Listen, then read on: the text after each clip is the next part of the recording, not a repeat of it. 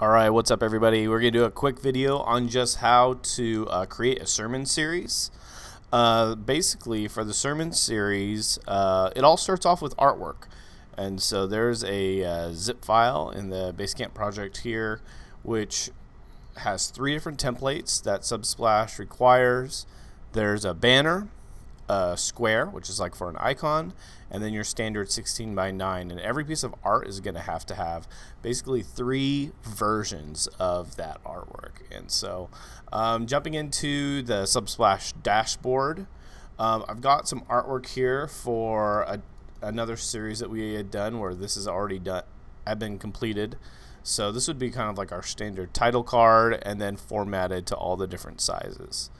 And so I'll just walk through this really quick, but it's pretty easy. You just go into create series, and then we'll just call this a test series. And within that series, it can have different parts. So this is the different parts. Within here, you have a couple different options. You can say your different parts are manually organized by position.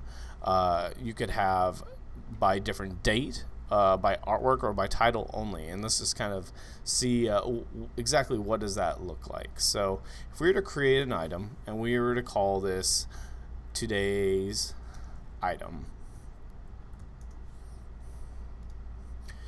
and we'll give it the date of today, and then we'll just do a subtitle here, and then we'll publish that. Okay, so within our test series, you'll see today's item. Right now, we have it as a position display type, which means that in the app, our square over here is going to have the number 1. And then if there was a second one, there'd be a number 2, number 3, number 4. If it were to be the date, it would actually have the date that we created within the item. So April 27th. If we were to do artwork, then whatever artwork we upload actually specifically into the square section right here would be displayed right there. So let's just go ahead and play with that, and we'll select the square. Now you'll see that happened really fast. I didn't have to upload anything because this is actually artwork that we've used. If I had brand new artwork, what I would do is I would do upload image, find my JPEG from my hard drive, drag that into there, and then hit open, and it would upload. But we don't need to do that because it's already in our system. We'll go ahead and select this art.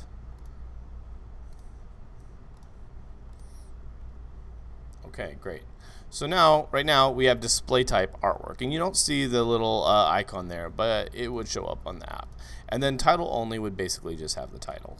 So those are the 4 different ways to display the series. And then basically you just create items, which are parts of the series, maybe different types of media.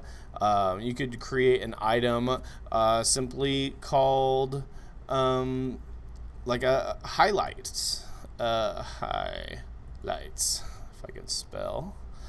And then in there, instead of it being a video of an entire message, you could post in there maybe a highlight video that was edited or some extra information in the summary. I mean, it's really a very flexible system.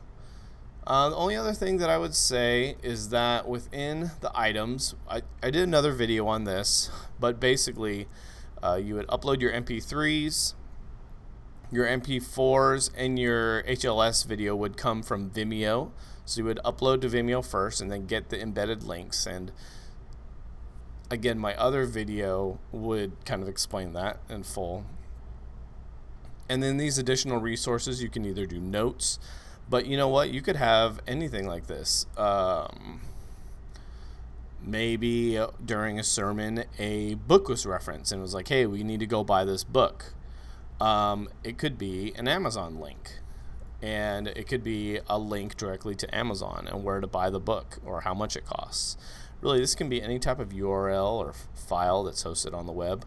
There's also a web video, and all 3 of these, they can be used concurrently. So it's not either or, but you can add different ones. And then lastly, to promote, you can always send this in a push notification as long as the users have the push enabled, you can send out, this is the sermon or this is the message that's been posted to the app. Please go download it, watch it.